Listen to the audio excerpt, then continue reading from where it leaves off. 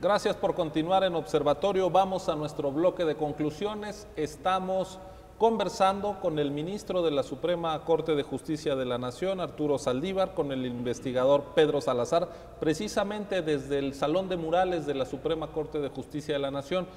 Ministro Saldívar, comentábamos en nuestro bloque anterior de los retos que tiene la reforma en materia de derechos humanos al artículo 1 constitucional y también la propia decisión de la Corte para aterrizar y volverse parte de la realidad cotidiana de los mexicanos, el que sus derechos humanos sean protegidos, porque si bien estamos documentando avances muy importantes en el plano normativo e interpretativo del Poder Judicial, también podemos reconocer que son tiempos muy difíciles en cuanto a presencia de violencia, jaque a los derechos humanos, no solo por el regreso de algunas prácticas que se creían desterradas o en disminución, sino por amenaza también desde distintos poderes fácticos a la propia integridad de los ciudadanos.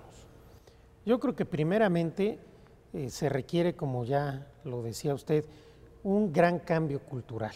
Esta reforma de 2011 y la decisión reciente de la Corte son de tal entidad que requieren necesariamente un cambio cultural, no solo en los abogados, en los académicos, en los profesores universitarios, en las autoridades, sino en toda la sociedad, para ir permeando en la sociedad la importancia que tienen los derechos humanos y lo importante que es que todos defendamos los derechos humanos.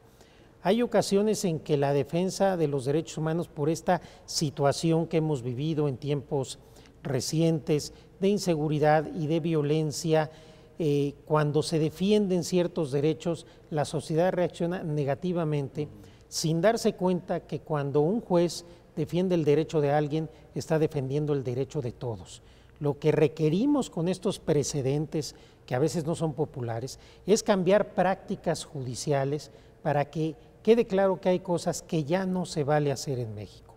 Pero requerimos ir permeando en la sociedad esta nueva mentalidad de un nuevo paradigma, que entendamos que la única forma de consolidar una democracia y una vida mejor para todos, es precisamente a partir de la defensa y del desarrollo de los derechos humanos.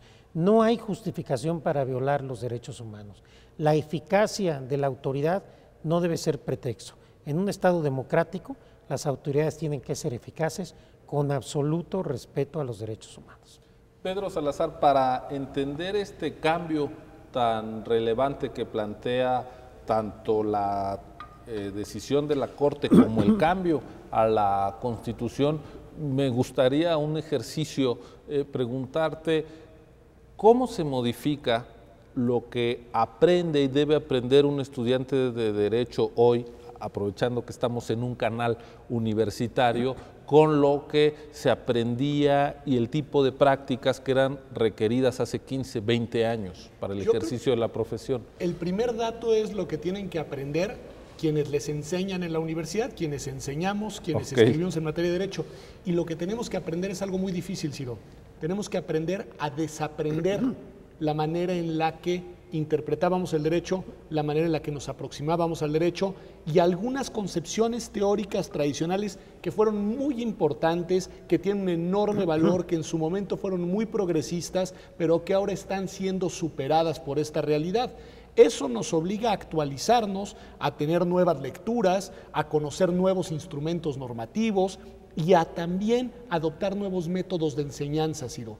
Yo creo, y ahí lo llevo al terreno de los alumnos, de las alumnas en el aula, yo creo que, por ejemplo, tenemos que ser cada vez más capaces de enseñar el derecho a partir de casos concretos, de problematizar a partir de la reconstrucción de casos judiciales y de sentencias, de entender cada vez más la manera en la que el derecho se interpreta y se aplica y no solamente la manera en la que el derecho está contenido, recogido o redactado en los ordenamientos jurídicos.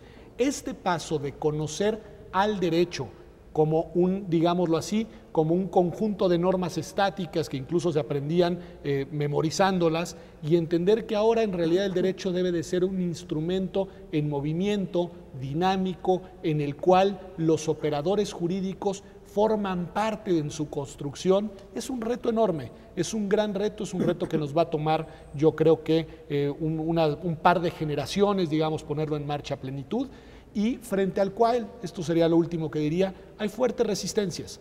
Hay mucha gente que por distintas razones se resiste a dar este paso, se resiste a dar este cambio y quisiera regresar al estado de cosas anterior o boicotear la transformación del estado de cosas en cambio. Es una decisión estratégica en términos del Estado mexicano, el cambio constitucional y la decisión de la Corte. En estos términos, pensando el Estado mexicano que requerimos para el siglo XXI, ¿cómo entender esta decisión? ¿Cómo va a afectar a la dinámica de los otros poderes?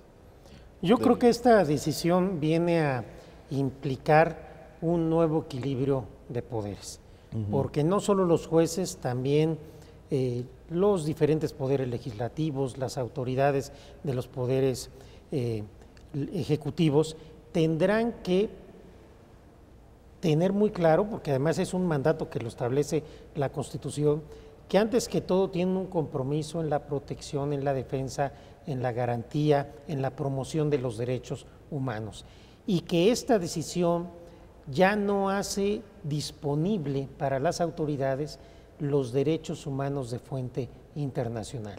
Forman ese valladar que por un lado establece lo que no está permitido hacer, pero que también en cierto tipo de derechos prevé cosas que es necesario hacer y que ya no es disponible dejar de hacer.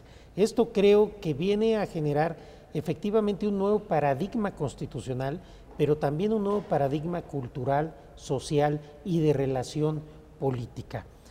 Me parece que si seguimos ahondando en esta línea y nos tomamos en serio este nuevo paradigma, podremos empezar a tener algo que es muy importante para nuestro país, no solo en términos de dignidad de las personas, no solo en términos de respeto de derechos, sino en términos de progreso. Un Estado de Derecho y un Estado en el que se cumplan y respeten todos los derechos. No hay democracia, Estado democrático con desarrollo económico que no se fundamente en un Estado de Derecho sólido. Así que incluso en términos económicos es una buena apuesta la apuesta por los derechos. Pues Pedro, ministro Saldívar, les agradezco mucho.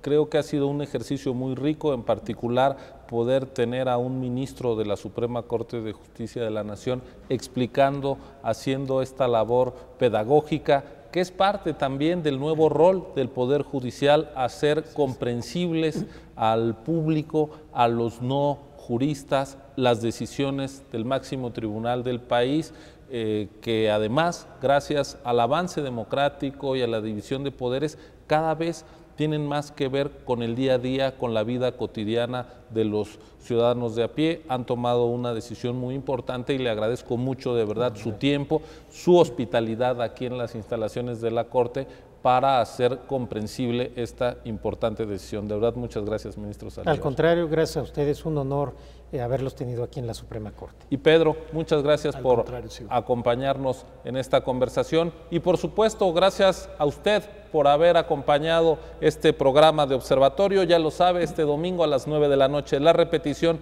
y nos vemos la semana que entra con un tema nuevo. Esta vez nos ocuparemos de la seguridad y los desastres naturales aquí en TV UNAM. Hasta la próxima, muy buenas noches.